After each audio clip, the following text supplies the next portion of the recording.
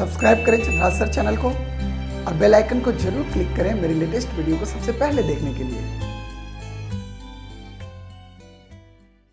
My dear friends, स्वागत है आप सभी का आपके अपने चैनल चंद्राज सर में। प्रीवियस लेक्चर जो सरफेस केमिस्ट्री का आपने देखा था उसके अंदर आपने देखा adsorption, absorption, sorption, desorption, types of adsorption, cause of adsorption, mechanism of adsorption, thermodynamics of adsorption and factor affecting adsorption. आज के लेक्चर में मैं आपको बताने जा रहा हूं इस चैप्टर का बहुत इंपॉर्टेंट पार्ट कोलोइडल सॉल्यूशन। लेकिन डियर फ्रेंड्स, अगर आप पहली बार मेरे चैनल को देख रहे होंगे तो आप जल्दी से जल्दी मेरे चैनल को सब्सक्राइब कर लीजिए और जब मेरा वीडियो आप देखते हैं तो कंप्लीट वीडियो को देखा कीजिए ताकि आखिरी तक आपका कॉन्सेप्ट क्लियर हो सके।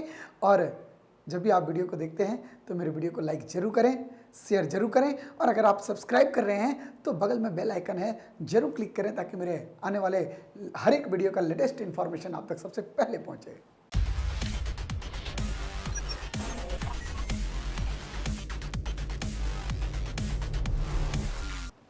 Colloidal solution.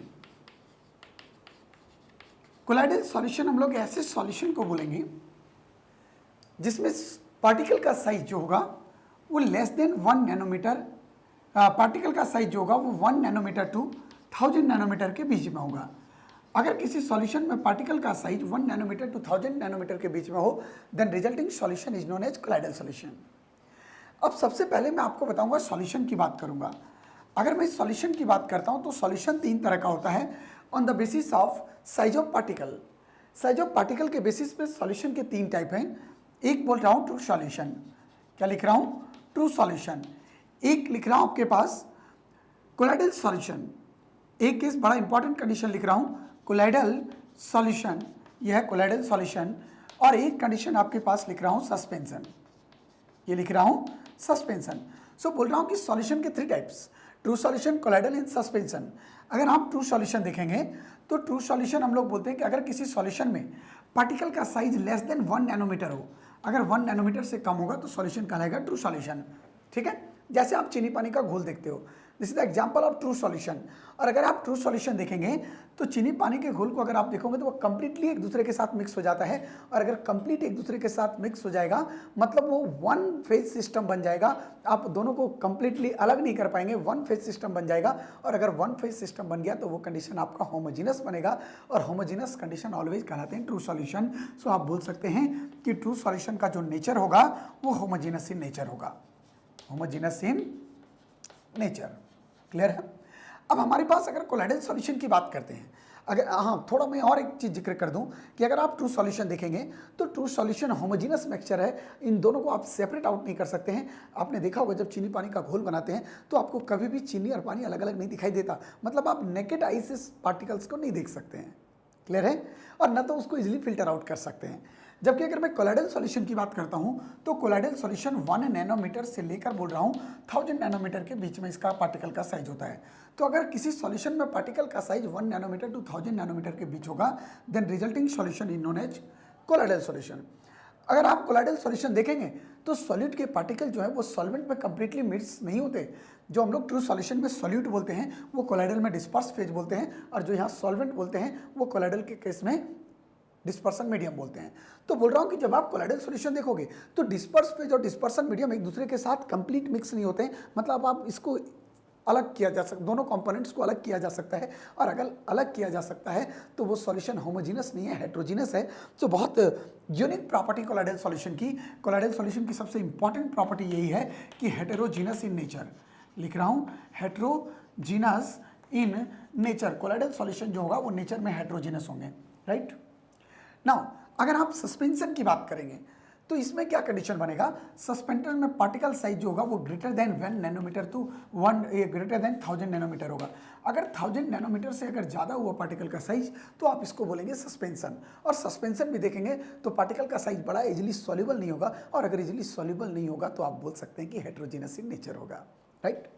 नाउ मैं आपको सिलेबस की बात करता हूँ। सिलेबस का जो पार्ट हमारे पास आएगा वो सबसे पहले कोलोइडल सॉल्यूशन, ये हमें पढ़ना है exactly.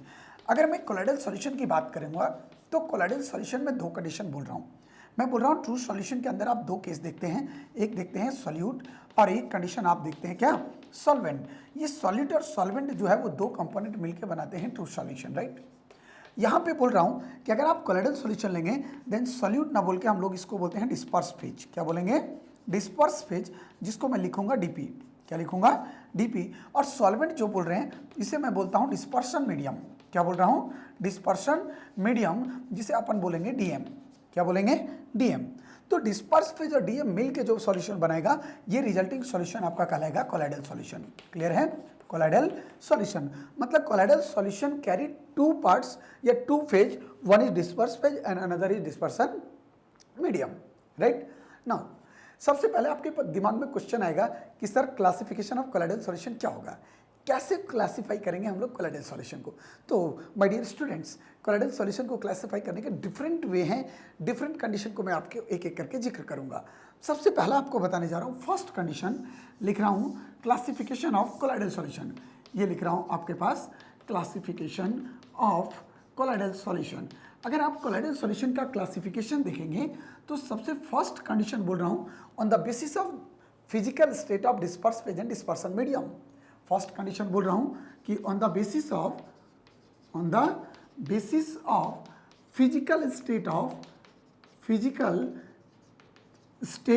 Of DP and DM, disperse phase और डिस्पर्सन मीडियम के फिजिकल स्टेट के बेसिस पे कोलाइडल सॉल्यूशन को जो है वो 8 टाइप में कैटेगराइज किया गया है। कितने टाइप बोल रहा हूँ? 8 टाइप। कैसे इसको 8 टाइप में कैटेगराइज करेंगे ये आपको समझना है। सबसे पहला कंडीशन इसमें क्या बोल रहा हूँ, इसके बेसिस पे इसको 8 टाइप में कैटेगराइज किया गया है। एक तरफ मैं लिख रहा हूँ डिस्पर्स फेज, एक तरफ लिख रहा हूँ डिस्पर्सन मीडियम, और एक तरफ लिख रहा हूँ कोलाइडल सॉल्यूशन। ये है कोलाइडल सॉल्यूशन। अब जरा आप समझिएगा ध्यान से क्या बोलने जा रहा हूँ। डिस्पर्स फेज अगर सॉलिड हुआ और डिस्पर्सन मीडियम भी अगर सॉलिड हुआ तो जो कोलाइडल सॉल्यूशन बनता है ये कहलाएगा सॉलिड सॉल्व। सॉलिड सॉल्व आपको मैं बताऊंगा, जैसे सल्फर का सॉल्व आपको बताऊंगा, गोल्ड का सॉल्व बताऊंगा, स्टार्च का सॉल्व बना हुआ, ये सारे के सारे एग्जांपल होंगे किसके? कोलाइडल सॉल्व के। डिस्पर्स फेज और डिस्पर्सन मीडियम दोनों सॉलिड स्टेट में होगा। अगर डिस्पर्स फेज सॉलिड है बोल रहा हूँ, या ऐसा कंडीशन लिख रहा हूँ डिस्पर्स फेज सॉलिड है और डिस्पर्सन मीडियम अगर लिक्विड हुआ तो इस कंडीशन में जो रिजल्टिंग कोलाइडल सॉल्यूशन बनेगा ये कहलाएगा सॉल्व। राइट? दोनों में डिफरेंस समझ में आया? जिसका एक बहुत इंपॉर्टेंट एग्जांपल आप देख सकते हैं, solid salt, disperse phase solid है और डिस्पर्सन मीडियम लिक्विड है। जैसे डस्ट देखते हैं आप, तो डस्ट में मॉइस्चर है तो मॉइस्चर में आपको दिखाई देता है सॉलिड। क्लियर है? अगला लिख रहा हूँ कि अगर डिस्पर्स फेज सॉलिड हुआ और डिस्पर्सन मीडियम गैस हुआ तो ये कंडीशन हमारा जो कहलाएगा वो कहलाएगा एरोसोल। क्या कहलाएगा? एरोसोल। जैसे अभी एयर का कंडीशन आप देख लो, एयर अगर देखोगे तो एयर में जो है वो गैस है, डिफरेंट गैसेस प्रेजेंट है, और एयर में जो है वो गैसेस के साथ इंप्योरिटीज के रूप में जो है वो आपको डस्ट पार्टिकल दिखता है जो सॉलिड फॉर्म में है। क्लियर? तो सॉलिड और गैसेस मिलकर जो कोलाइडल सॉल्यूशन बनाएंगे ये कहलाएगा क्या? एरोसोल। अगला कंडीशन लिख रहा हूँ अगर डिस्पर्स फेज सॉलिड ना हुआ तो हम लिक्विड ले सकते हैं। क्या ले सकते हैं? लिक्विड। अगर हम लिक्विड लेंगे और डिस्पर्सन मीडियम अगर हम लोग सॉलिड लेते हैं तो इस कंडीशन को जो हम लोग बोलेंगे वो कहेंगे जेल। आपने जेल देखा भी होगा, जेल में देखा होगा आपने, सॉलिड का अमाउंट ज़्यादा होता है, लिक्विड का अमाउंट कम होता है। जेल कभी यूज किए होंगे तो उसमें देखे होंगे आप लोग। इसके अलावा मैं आपको बता रहा हूँ जितने भी क्रीम है जो आप फेस क्रीम लगाते हो, फेस क्रीम में भी आपको दिखाई देता होगा लिक्विड कम होता है और सॉलिड ज़्यादा होता है, तो वो भी कंडीशन आपका जेल का केस होगा। अगला कंडीशन मैं आपके पास लिखने जा रहा हूँ नेक्स्ट, लिक्विड सॉलिड के बाद मैं लिख रहा हूँ कि डिस्पर्स फेज लिक्विड है लेकिन डिस्पर्सन मीडियम को हमने कर दिया क्या? लिक्विड कर दिया। अगर दोनों लिक्विड लिक्विड का केस हुआ तो ये बहुत इंपॉर्टेंट कंडीशन है, जो कोलाइडल सॉल्यूशन बनता है ये कहलाता है इमल्सन। क्या कहलाएगा? इमल्सन। राइट नाउ अगर डिस्पर्स फेज लिक्विड हुआ और डिस्पर्सन मीडियम गैस हुआ तो लिक्विड गैस का जो कंडीशन होगा वो कहलाएगा लिक्विड एरोसोल। बहुत इंपॉर्टेंट, जरा समझिएगा मेरी बात को, ये कंडीशन आपको कहलाएगा क्या? Liquid aerosol. ये लिक्विड एरोसोल का केस है। राइट? और अगला लिख रहा हूँ कंडीशन कि अगर डिस्पर्स फेज, बोल रहा हूँ अगर डिस्पर्स फेज गैस हुआ और डिस्पर्सन मीडियम सॉलिड हुआ तो ये कहलाएगा सॉलिड फॉर्म। आप लोग बहुत इंपॉर्टेंट कंडीशन, एक रबर देखेंगे, स्पंज रबर, उसमें सॉलिड फॉर्म में यही केस होता है, गैस डिस्पर्स फेज होता है और डिस्पर्सन मीडियम के रूप में सॉलिड होता है, तो ये रिजल्टिंग कोलाइडल कहलाएगा सॉलिड फॉर्म। बड़ा आसान तरीका। एक कंडीशन आपको बोल रहा हूँ कि डिस्पर्स फेज जो है वो गैस होगा लेकिन डिस्पर्सन मीडियम लिक्विड होगा। अगर गैस और लिक्विड का केस हुआ तो ये कहलाएगा फॉर्म। जैसे आप लोग कभी साबुन लगाते हो तो साबुन में झाग होता है, आप देखेंगे लेदर जो निकलता है तो वो साबुन में जो झाग है वो क्या है? यही तो है, गैस इन लिक्विड। लिक्विड में जो है वो गैस जो आपको लेदर के रूप में दिखाई देता है। तो बड़ा important condition, gas in liquid. Gas in liquid जो है वो आपको कहलाएगा क्या? फॉर्म कहलाएगा। तो इस तरह से माय डियर स्टूडेंट्स एक और केस, आप सोच रहे हो सर गैस इन गैस क्यों नहीं ले रहे हो? अगर आप गैस इन गैस लेंगे तो ये कंप्लीटली मिक्स हो जाते हैं, और कंप्लीट मिक्स अगर हो जाएंगे तो ये वन कंपोनेंट सिस्टम बन जाएगा, और अगर वन कंपोनेंट सिस्टम बन गया तो ये होमोजीनस कहलाएगा। जबकि हमें पता है कि कोलाइडल की इंपॉर्टेंट प्रॉपर्टी है कि colloidal solution are heterogeneous in nature. Clear है, राइट? सो ये कंडीशन हम लोग देख रहे थे, classification on the basis of physical state of disperse phase and dispersion medium. Now next classification आपको बोले जा रहा हूँ, नेक्स्ट अगला जो क्लासिफिकेशन है वो लिख रहा हूँ कि classification on the basis of dispersion medium. बड़ा स्पेशल क्लासिफिकेशन, आपको एग्जाम्पल कॉम्पिटिशन में पूछता है, जेई में भी पूछता है, नीट में भी पूछता है, एम्स में भी आता है क्वेश्चन। लिख रहा हूँ सेकेंड पार्ट भी, classification on the basis of DM, dispersion medium के बेसिस पे। डिस्पर्सन मीडियम क्या, इधर लिख रहा हूँ डीएम और इधर लिख रहा हूँ name of collider, name of colloid. अब देखना ध्यान से क्या होगा केस, अगर डिस्पर्सन मीडियम के रूप में बोल रहा हूँ कंडीशन कि अगर डिस्पर्सन मीडियम के रूप में एयर हुआ then colloidal solution is known as aerosol, right? अगर यहाँ पे वाटर हुआ dispersion medium then colloidal solution is known as hydrosol. और अगर डिस्पर्सन मीडियम का कंडीशन बोल रहा हूँ वाटर ना हो के बेंजीन हो तो ऐसे कंडीशन में name of colloidal solution is benzosol. क्या बोलेंगे? बेंजोसॉल।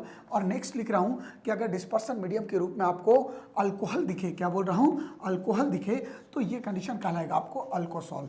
तो बड़ा इंपॉर्टेंट कंडीशन है on the classification on the basis of DM, right? तो दो क्लासिफिकेशन अब तक आपने कोलाइडल सॉल्यूशन का देखा।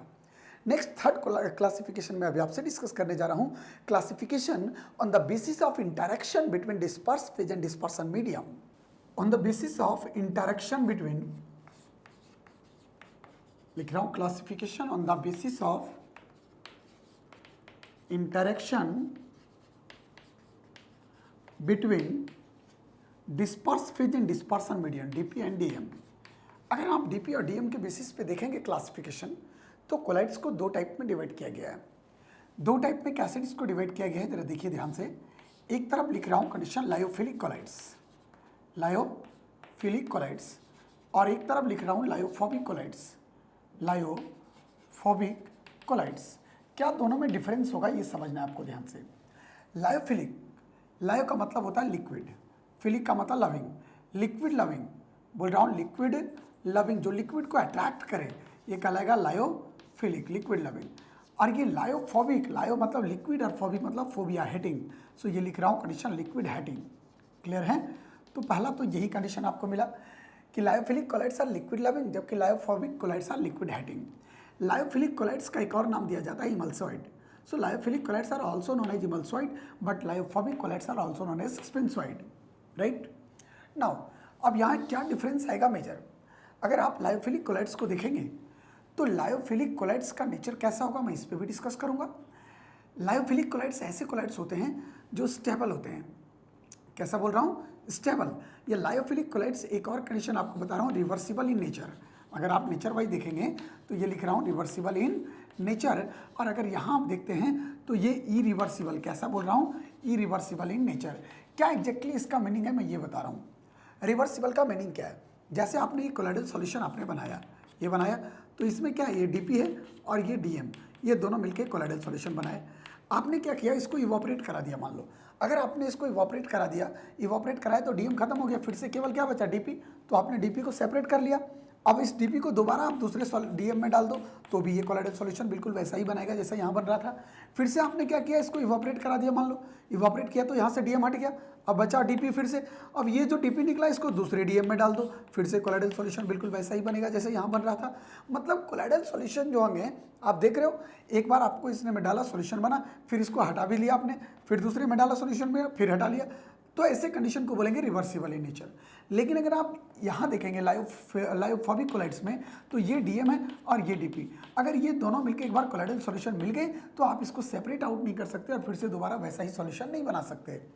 तो बड़ा इंपॉर्टेंट कंडीशन है आपके पास कि lyophilic colloids are reversible in nature but lyophobic colloids are irreversible in nature, right?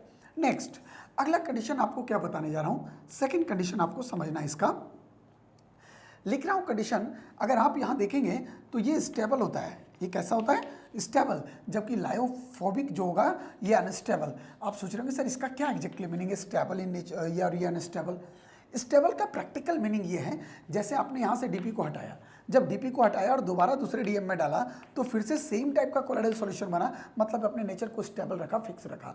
लेकिन यहाँ ये अनस्टेबल कंडीशन है, अगर आप किसी भी कारण से, अगर किसी भी तरीके से डीएम को हटा भी देते हैं तो आप इस डीपी को दूसरे में डालेंगे तो ऐसा ही कोलाइडल सॉल्यूशन आपको नहीं ऑब्टेंड होगा, मतलब ये स्टेबल ना होकर कैसा होगा, अनस्टेबल इन नेचर होगा। तो बहुत इंपॉर्टेंट कंडीशन है, आपको बिल्कुल नहीं रटना। एक बहुत माइंड ब्लोइंग बात बता रहा हूँ कि जनरली दिमाग में ये होता है, सरफेस केमिस्ट्री थ्योरी पढ़ लेना है। क्यों पढ़ लेना है? Science only with logic. देखना ध्यान से मैं क्या बोलने जा रहा हूँ। थर्ड कंडीशन, ये स्टेबल और ये अनस्टेबल का केस है। अब मैं आपसे नेक्स्ट पार्ट इसका जिक्र करने जा रहा हूँ, जरा समझिएगा ध्यान से क्या बोल रहा हूँ आपको। ये अगर स्टेबल है और यहाँ पे हमने क्या किया, ये हमने एक कोलाइडल सॉल्यूशन लिया, कैसा कोलाइडल, लायोफिलिक, और इसमें हमने इलेक्ट्रोलाइट को डाल दिया, ये हमने इलेक्ट्रोलाइट को डाला। जब आप इस लायोफिलिक में इलेक्ट्रोलाइट को डालेंगे तो इलेक्ट्रोलाइट को डालने के बाद अगर आप देखेंगे तो ये किसी तरह का कोई पीपीटी का फॉर्मेशन नहीं करता, प्रेसिपिटेट नहीं बनाता, राइट। एग्जैक्टली अगर आप यहाँ देखोगे, यहाँ क्या बोल रहा हूँ कंडीशन, फोर्थ कंडीशन आप देखिएगा, इसमें थर्ड कंडीशन बोल रहा हूँ कि अगर ये आपने लिया लायोफोबिक कोलाइड लिया और लायोफोबिक में आपने इलेक्ट्रोलाइट को डाला, अगर आपने इलेक्ट्रोलाइट को यहाँ पे डाला तो ये क्या करेंगे, ये इसके साथ रिएक्ट करेंगे और रिएक्ट करके पीपीटी देंगे। क्लियर है कंडीशन? अब आपके पास दिमाग में एक बात और आएगा कि सर ये बात भी सही हो गया, क्यों बोल रहा है ऐसा कंडीशन। देखो आप ये बोल रहे थे आप मोर स्टेबल है, मोर स्टेबल का मतलब क्या हुआ, लेस रिएक्टिव है। लेस रिएक्टिव मतलब ये इलेक्ट्रोलाइट डालने पे इसके साथ लेस रिएक्टिव होगा, और लेस रिएक्टिव होगा तो ये पीपीटी का फॉर्मेशन नहीं करेगा। क्लियर है?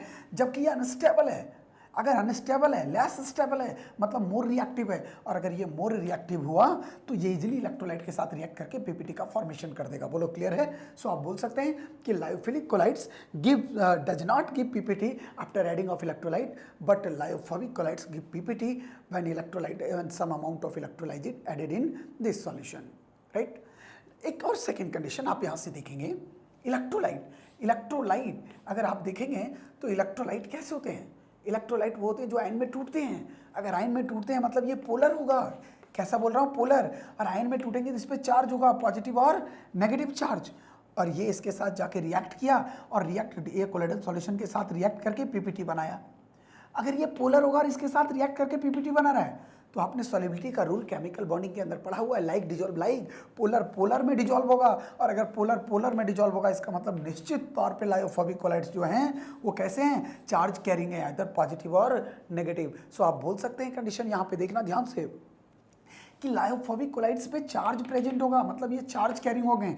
जबकि यहाँ इलेक्ट्रोलाइट देखो आप, इलेक्ट्रोलाइट पोलर है, इसके साथ रिएक्ट गया, इसके साथ इसमें डाला हमने और पीपीटी नहीं बनाया, मतलब रिएक्ट नहीं किया मतलब ये सेम नेचर का नहीं होगा। सेम नहीं होगा तो ये पोलर नहीं होगा, नॉन पोलर होगा, नॉन पोलर होगा तो इस पर कोई चार्ज नहीं होगा। इसका मतलब लायोफिलिक कोलाइड चार्जलेस होंगे और लायोफोबिक कोलाइड्स कैरी चार्ज। तो इस तरह से आपने एक कंडीशन देखा, डिफरेंट कंडीशन, जिसमें आपको दिखाई दे रहा था कि क्या दोनों में डिफरेंस है, लायोफिलिक में और क्या लायोफोबिक में। माय डियर स्टूडेंट्स, मैं समझ रहा हूँ कि आपको बहुत आराम से और बहुत इंटरेस्टिंग तरीके से ये सरफेस केमिस्ट्री आपको क्लियर हो रहा होगा, राइट। क्लियर यहाँ तक? ये हम लोग देख रहे थे classification on the basis of interaction between disperse phase and dispersion medium, right. Next condition आपको लिख रहा हूँ, classification on the basis of size of disperse phase. अगर आप डिस्पर्स फेज के साइज के बेसिस पे देखेंगे तो कैसे क्लासिफाई इसको किया गया, जरा देखना ध्यान से। आप बोल रहा हूँ कि classification on the basis of size of disperse phase, fourth classification लिख रहा हूँ, D classification on the basis of size of disperse phase, DP के साइज के बेसिस पे अगर आप देखेंगे तो इसको 3 टाइप्स में डिवाइड किया गया है। एक लिख रहा हूँ मल्टीमॉलिकुलर, एक माइक्रोमॉलिकुलर, और ये कोलाइड जो बोलूँगा सबसे इंपॉर्टेंट कोलाइड्स, एसोसिएटेड कोलाइड, जिसको मिसल्स के नाम से भी हम लोग जानेंगे। क्लियर? तो सबसे पहला इसमें लिख रहा हूँ मल्टीमॉलिकुलर कोलाइड्स। क्या बोल रहा हूँ? मल्टीमॉलिकुलर कोलाइड्स। मल्टीमॉलिकुलर कोलाइड्स में क्या होगा, देखो इधर, मल्टीमॉलिकुलर कोलाइड्स में जिन पार्टिकल का साइज लेस देन 1 नैनोमीटर होगा, ये 1 नैनोमीटर वाले जो पार्टिकल होंगे, ये जैसे मैं लिख रहा हूँ बहुत सारे ये पार्टिकल हैं आपके पास जिनका साइज बोल रहा हूँ कंडीशन कितना है, 1 नैनोमीटर। तो 1 नैनोमीटर के जो साइज के पार्टिकल होंगे बोल रहा हूँ 1 नैनोमीटर के साइज के पार्टिकल्स ये आपस में एग्रीगेट करेंगे और एग्रीगेट करने के बाद बोल रहा हूँ ये एग्रीगेट करेंगे और एग्रीगेट करने के बाद ये कोलाइडल डायमेंशन के बराबर आ जाएंगे, मतलब ये 1 नैनोमीटर से लेकर 1000 नैनोमीटर के बीच में आ जाएंगे। बोलो क्लियर है? तो इस तरह से आपको कोलाइड बन जाएगा, multi molecular colloids, right? Clear? अब आपके पास जैसे इसका एक कॉमन एग्जाम्पल मैं आपको बता रहा हूँ, जैसे मैं लिख रहा हूँ कि सल्फर का अगर आप देखोगे कंडीशन, तो सल्फर के पार्टिकल्स का साइज लेस देन 1 नैनोमीटर होता है। ये एसिड बहुत सारे मिलियन ऑफ एसिड जो हैं वो आपस में कंबाइन करते हैं और कंबाइन करके इसका size less than 1 nanometre associates होंगे और एसोसिएट्स होके ये आपके पास S8 बना दिया, जिसका ये आपके पास एक तरह से एक कोलाइड्स बनाया जिसका साइज 1 नैनोमीटर से लेकर बोल रहा हूँ 1000 नैनोमीटर के बीच में है।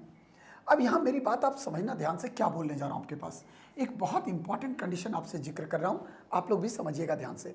अगर ये S8 को आप देख रहे हो तो यहाँ नॉन मेटल है और ये सारे ऑक्टेट कंप्लीट है, तो इसके साथ शेयरिंग तो नहीं कर सकते। अगर शेयरिंग नहीं करेगा तो इसके बीच में जो फोर्स ऑफ अट्रैक्शन लगेगा वो वीक होगा, मतलब अगर आप यहाँ देखेंगे तो weak van der Waals force of attraction आपको दिखाई देगा, weak van der Waals force of attraction.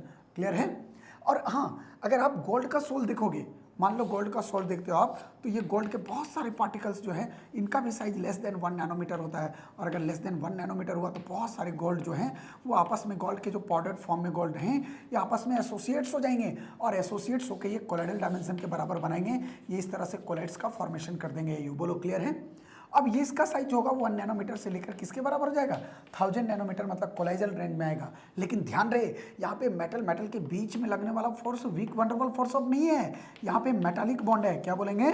Metallic bond. सो आप बोल सकते हो कंडीशन ऐसा कि इसका मतलब सर कि multi molecular colloids are held together by weak van der Waals force of attraction and metallic bond.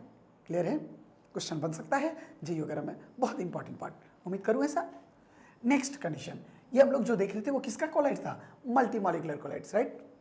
Now second condition, आपने यहाँ क्या देखा कि मल्टी मॉलिक्यूलर कोलाइड्स में एक पार्टिकल काफ़ी नहीं है कोलाइडल डायमेंशन में आने के लिए, an of large number of particles हम लोग लेते हैं, उनको एग्रीगेट कराते हैं, एसोसिएट्स कराते हैं और एग्रीगेट करा के जो है वो हम लोग उसको कोलाइडल रेंज के बराबर लाते हैं, मतलब 1 नैनोमीटर से 1000 नैनोमीटर के बीच में उसको लेकर आते हैं ताकि कोलाइडल डायमेंशन से कोलाइड्स का फॉर्मेशन हो सके। क्लियर? अब आपके पास लिख रहा हूँ नेक्स्ट सेकेंड पार्ट, सेकेंड लिखने जा रहा हूँ आपके पास मैक्रो मॉलिक्यूलर कोलाइड्स, ये लिख रहा हूँ macro molecular colloids, macro molecular colloids. अगर आप मैक्रो मॉलिक्यूलर कोलाइड्स देखते हैं तो ये बहुत सिंपल तरीका मैं आपको बता रहा हूँ। मैक्रो मॉलिक्यूलर कोलाइड्स में एक ही पार्टिकल काफ़ी है कोलाइडल डायमेंशन में आने के लिए, इसमें कोई एग्रीगेशन की रिक्वायरमेंट नहीं है। जैसे आपको मैं बताऊँ, अगर प्रोटीन की बात करता हूँ मान लो, तो आपको पता है कंडीशन कि प्रोटीन तो बहुत हाई मॉलिक्यूलर वेट वाले होते हैं और प्रोटीन आप लिखते हो कि polypeptide chain of amino acids, बहुत सारे अमाइनो एसिड्स आपस में कंबाइन करते हैं और ये प्रोटीन का फॉर्मेशन बनाते हैं। तो एग्जैक्टली इनके पार्टिकल के साइज जो होते हैं ऑलरेडी बहुत बड़े होते हैं। अगर बहुत बड़े हैं तो इनको एग्रीगेट कराने की नीड नहीं है आपको, ये ऑलरेडी इनको बहुत आसानी से कोलाइडल डायमेंशन के रेंज में लाया जा सकता है, मतलब 1 नैनोमीटर से लेकर किसके 1000 नैनोमीटर। सो आप बोल सकते हैं कि only 1 molecule is enough for the formation of colloids. Clear है? अगर आप एक ही मॉलिक्यूल देखेंगे तो माइक्रो मॉलिक्यूलर कोलाइड्स को बनाने के लिए काफ़ी है। क्लियर है? ये आप कंडीशन देख रहे थे किसके बेसिस पे? Classification on the basis of disperse size of disperse phase. अब इसमें जो सबसे इंपॉर्टेंट कंडीशन बताने जा रहा हूं आपको, वो बताने जा रहा हूं एसोसिएटेड कोलाइड्स, मिसल्स के नाम से आप उसे जानते हैं। थर्ड पार्ट लिख रहा हूं इसमें associated colloids, associated colloids, associated colloids को हम लोग मिसल्स के नाम से भी जानते हैं। अब इसमें क्या केस होगा समझिए। अगर ऐसा कंडीशन लेते हैं कि अगर डिस्पर्स फेज, बोल रहा हूँ अगर डिस्पर्स फेज लो कंसंट्रेशन में लिया जाए, ये डिस्पर्स फेज है और ये डिस्पर्सन मीडियम, अगर आप डिस्पर्स फेज लो कंसंट्रेशन में लेते हैं तो एट लो कंसंट्रेशन लिख रहा हूँ कि at low concentration disperse phase behaves as a strong electrolyte, it act as, क्या लिखेंगे? Act as strong electrolyte. अगर स्ट्रॉन्ग इलेक्ट्रोलाइट हुआ तो ये कंप्लीट टूटेगा, अल्फा डिग्री ऑफ डिसोसिएशन 100% होगा। अगर ये कंप्लीट टूट गया तो ये कंप्लीटली मिसिबल होगा और अगर कंप्लीट मिसिबल होगा तो होमोजीनस बन जाएगा और अगर होमोजीनस का केस बन गया तो ट्रू सॉल्यूशन की तरह बिहेव करेगा। सो लिख रहा हूँ behaves as true solution, behaves as true solution, ये कोलाइडल सॉल्यूशन होगा ही नहीं। बोलो क्लियर है? लेकिन जब आप डिस्पर्स फेज का कंसंट्रेशन बढ़ाएंगे जैसे आपको मैं जनरल कंडीशन आपको बता रहा हूँ, जैसे आप साबुन लगाते हो तो जब थोड़ा साबुन लगाते हैं तो वो कंप्लीटली वाटर में मिक्स हो जाता है, पता ही नहीं चलता। लेकिन जैसे जैसे साबुन का कंसंट्रेशन बढ़ाते जाते हैं, ये हाई कंसंट्रेशन होता है डिस्पर्स फेज का, तो जैसे जैसे डिस्पर्स फेज का कंसंट्रेशन आपका हाई हो जाएगा तो हाई कंसंट्रेशन पे लिख रहा हूं, एट हाई कंसंट्रेशन ये एक्ट करेगा कैसा, स्ट्रॉन्ग नहीं, वीक इलेक्ट्रोलाइट की तरह। सो लिख रहा हूं एक्ट एज वीक इलेक्ट्रोलाइट। और अगर वीक इलेक्ट्रोलाइट होगा तो ये कंप्लीट नहीं डिसोसिएट्स होगा, और कंप्लीट नहीं डिसोसिएट्स होगा तो इसके साथ मिसिबल नहीं होगा, और मिसिबल नहीं होगा तो होमोजेनस नहीं बनेगा, मतलब हेट्रोजेनस बनेगा, मतलब ये कोलाइडल की तरह दिखेगा आपको। अब यहां पे बोल रहा हूं कि ये एक्ट एज कैसा, हेट्रोजेनस दिख रहा है, मतलब कैसा दिख रहा है, कोलाइडल सॉल्यूशन की तरह दिख रहा है, राइट। अब यहां क्या केस बनना है जरा समझना, बोल रहा हूं जब हाई कंसंट्रेशन आपने लिया तो हाई कंसंट्रेशन पे behaves as a weak electrolyte, मतलब ये कोलाइडल सॉल्यूशन बनेगा, राइट। अब कोलाइडल सॉल्यूशन अगर बन गया तो आप कोलाइडल सॉल्यूशन इसको बढ़ाते चले जाओ। यहाँ क्या कंडीशन बनेगा देखो, जैसे जैसे आप कंसंट्रेशन को बढ़ाते जाएंगे, लिख रहा हूँ जैसे जैसे लो कंसंट्रेशन पे जब आप थे तो लो कंसंट्रेशन पे तो इसने किसी तरह का, बोल रहा हूँ एट लो कंसंट्रेशन पे ये ट्रू सॉल्यूशन की तरह बिहेव किया, मतलब किसी तरह का कोलाइडल सॉल्यूशन नहीं बढ़ा। कंसंट्रेशन जैसे जैसे बढ़ाते जा रहे हो आप, एक टाइम ऐसा हो कि हाई कंसंट्रेशन है, वीक इलेक्ट्रोलाइट है, कोलाइडल सॉल्यूशन बनेगा, राइट। अब यहाँ क्या होगा कंडीशन, यहाँ देखना आप ध्यान से, बहुत इंपॉर्टेंट बात बता रहा हूँ। जैसे कि एग्जांपल आपको बता रहा हूँ, सोप का फॉर्मेशन, मिसल्स का फॉर्मेशन कैसे होगा, क्लीनिंग एक्शन कैसे होगा। जैसे आप देखो सोप का एग्जांपल लो, आप लिखते हो सोडियम स्टीयरेट C17H35 और COO माइनस और ये Na, या लिखते हो पोटेशियम स्टीयरेट, पोटेशियम लिखते हो C17H35 और COO माइनस और ये लिखते हो K प्लस। तो एग्जैक्टली अगर आप यहाँ देखोगे कंडीशन तो क्या केस बनेगा, यहाँ दो पार्ट है, इस तरह का केस आपके पास है 1 2 3 4 5 6 7 8 9 10 11 12 13 14 15 16 और ये 17 COO माइनस और Na प्लस, राइट। तो यहाँ अगर आप देखोगे तो सोडियम स्टीयरेट या पोटेशियम स्टीयरेट के पास दो पार्ट है, एक ये हाइड्रोकार्बन कार्बन पार्ट है और ये दिख रहा है कार्बोक्सिलेट पार्ट। तो जो कार्बोक्सिलेट पार्ट दिख रहा है ये चार्ज कैरिंग है, मतलब पोलर है, कैसा है, पोलर। और जबकि ये जो दिख रहा है ये कैसा है, नॉन पोलर, कैसा है, नॉन पोलर। और अगर ये पोलर होगा, जिसको हेड रीजन बोलते हैं, इसको टेल रीजन बोलते हैं, अगर ये पोलर हुआ, बोल रहा हूँ पोलर होगा, तो ये हाइड्रोफिलिक इन नेचर होगा, हाइड्रोफिलिक, हाइड्रो मतलब वाटर, फिलिक मतलब लविंग, ये वाटर लविंग होगा, वाटर को अट्रैक्ट करेगा। जबकि ये अगर देखेंगे आप तो ये हाइड्रोफोबिक नेचर का होगा, और हाइड्रो अगर फोबिक हुआ मतलब वाटर हेटिंग होगा, वाटर को रिपेल करेगा, क्लियर है, राइट। सो ये बोल रहा हूँ तेरे को वाटर रिपेलिंग नेचर होगा बेटे, ये कैसा होगा, वाटर रिपेलिंग। जबकि अगर ये कंडीशन आप देखेंगे तो ये कैसा होगा, हाइड्रोफिलिक मतलब वाटर लविंग, राइट। अब जैसे जैसे आप इसका कंसंट्रेशन बढ़ाते जाएंगे डीपी का, बोल रहा हूँ जैसे जैसे कंसंट्रेशन बढ़ाएंगे ये धीरे धीरे क्या करेंगे, इसके पार्टिकल जब लो कंसंट्रेशन पे थे तो लो कंसंट्रेशन पे ये डिस्पर्सन मीडियम है और ये डिस्पर्स फेज के पार्टिकल है, क्लियर है, ये डिस्पर्स फेज के पार्टिकल है। लेकिन जैसे जैसे कंसंट्रेशन बढ़ा, हाई कंसंट्रेशन पे हुआ, तो ये जो एसोसिएट्स हो रहे थे सरफेस पे, ये जो सरफेस पे पार्टिकल आपको दिखाई दे रहे थे, ये अब एसोसिएट्स होना शुरू हो जाएंगे। जैसे मैं लिख रहा हूँ कि ये ऑयल का ड्रॉपलेट है, ये क्या है, ऑयल ड्रॉपलेट।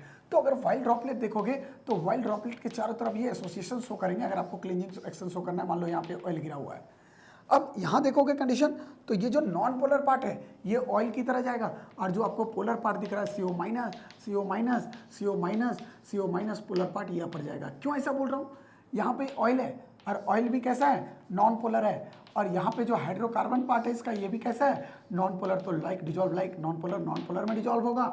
और जो पोलर पार्ट है ये पोलर पार्ट वाटर के साथ जाएगा, ये पोलर पार्ट जो बाहर में आपको दिख रहा है CO माइनस, ये वाटर पोलर के साथ जाएगा, बोलो क्लियर है।